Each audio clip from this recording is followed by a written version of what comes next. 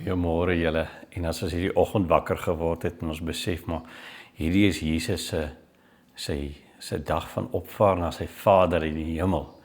Dan wonder 'n mens wat het deur sy kop gegaan in daai oomblikke voor hy sy disippels verlaat op die Olyfberg en hulle kyk verslae na bo en die engele praat met hulle, bemoedig hulle.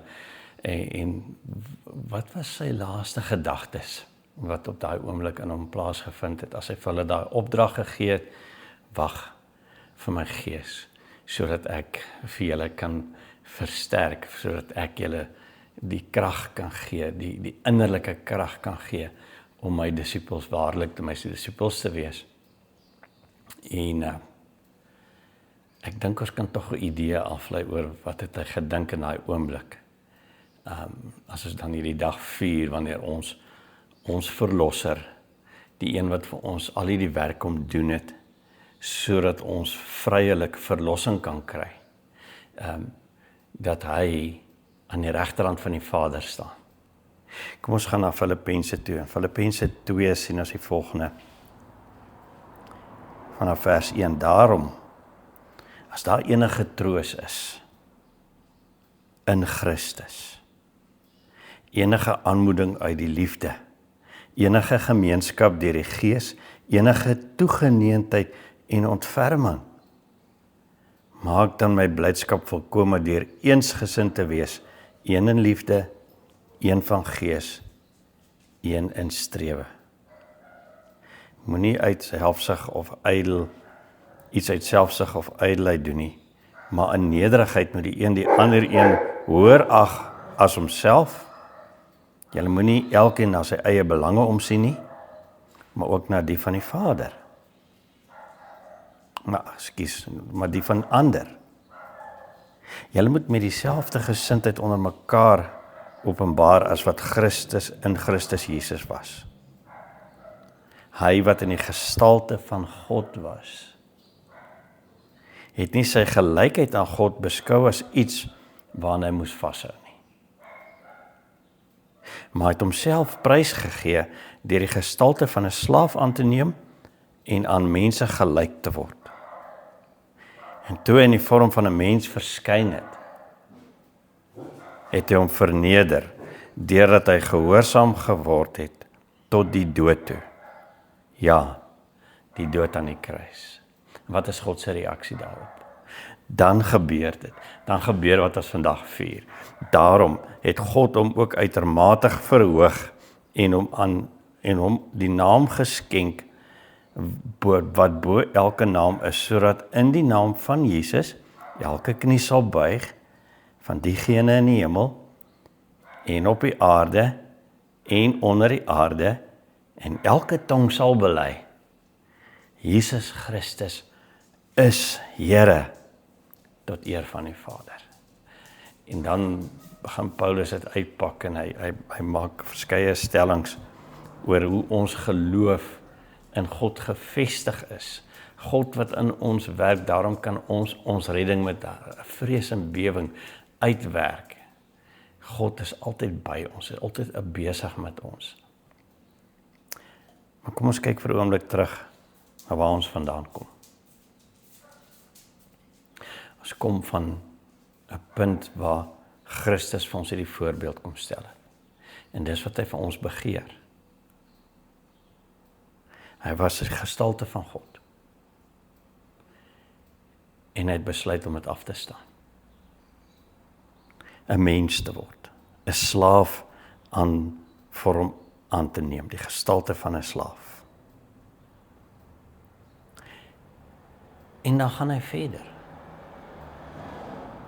Dit wat vir hom so vernederend is as God. Dink 'n bietjie daaroor. Wat is vernederend vir jou en vir my?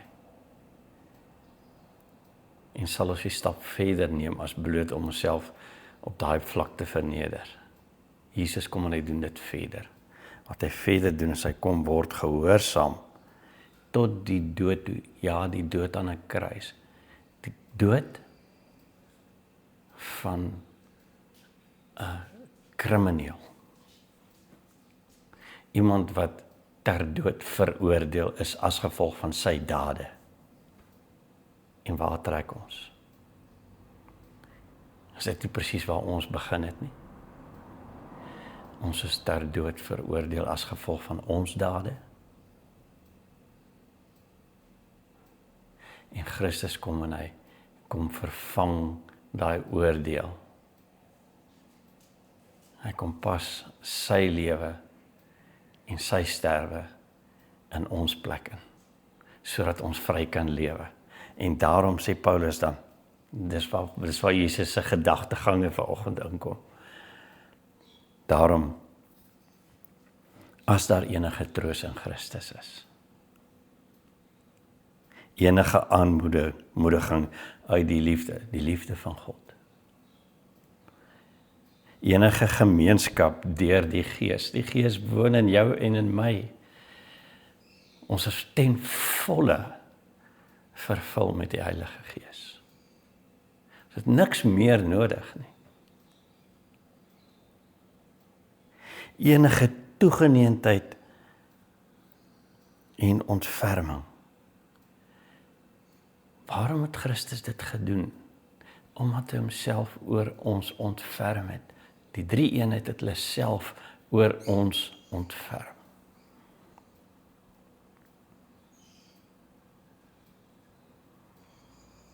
Maak my blydskap volkome, sê Paulus. En dit is wat Jesus op daai oomblik sekerlik om in sy gedagtes gehad het, terwyl hy met sy disippels vir oulaas praat en hulle aanmoedig en vir hulle sê, maar julle het 'n taak, julle gaan my getuies wees, en daai getuies kom uit julle lewe uit. Dan sê Paulus hier, maak dan my blydskap volkome, maak Christus se blydskap volkome. Deur eensgesind te wees. Is ons vanoggend eensgesind met mekaar, as Christene, kan ons sê, ek het my medebroer en my medesuster in die gemeenskap van Christus, so lief soos wat God haar lief het of hom lief het.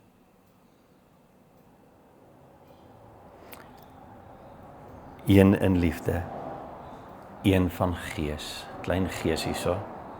En wil sê dit wat ons in glo, dit wat ons hartsbegeerte is vir ons geloofslewe, een daarin, dat ons saam daai eenheid sal ervaar. Dat ons lief is vir mekaar, dat ons geestelik mekaar ondersteun en een instrewe. Want toe is ons op pad, gaan ons die koninkryk van Christus in hierdie liefde en in hierdie eenheid van gees wys. Is ons daar vandag? Dis die vraag wat ons onsself moet afvra. Want ons is bemoedig deur die feit dat Christus hierdie pad voor ons deurgegaan het. En God die Vader het hom verhoog. Hy is aan die regterhand van God die Vader. Hy is, Jesus Christus is Here.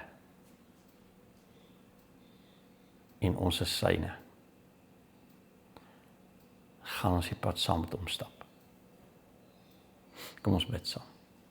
Here, ons is dankbaar vir die dag wat ons kan vier, wanneer U na die Vader toe gegaan het. En ons is so terdee daarvan bewus, dat ons U nie fisies tussen ons het, in terme van U liggaam nie. Maar Here, U sê U Gees is met ons. En daarom wil ons vanoggend vra, Here, sal U ons deur U Gees individueel en gemeenskaplik saam in U verenig. Een in liefde, die liefde van Christus vir sy medemens. Een in gees, dat die waarheid altyd deur ons sal vloei, en dat ons dit sal benut om U te verheerlik, Here. En een in strewe. Mag ons lewe dit elke dag wys, Here, dat ons 'n praktiese lewe kan lewe, want U woon in ons deur U Gees. 'n Praktiese lewe, en wat Christus reflekteer in dit wat hy vir ons gedoen het. Ons prys U naam vanoggend, Here, ons dankie vir die heerskappy van U Seun in ons lewens. Help ons om hierdie heerskappy toe te laat in ons eie lewens, Here. In naam van Jesus Christus alleen. Amen.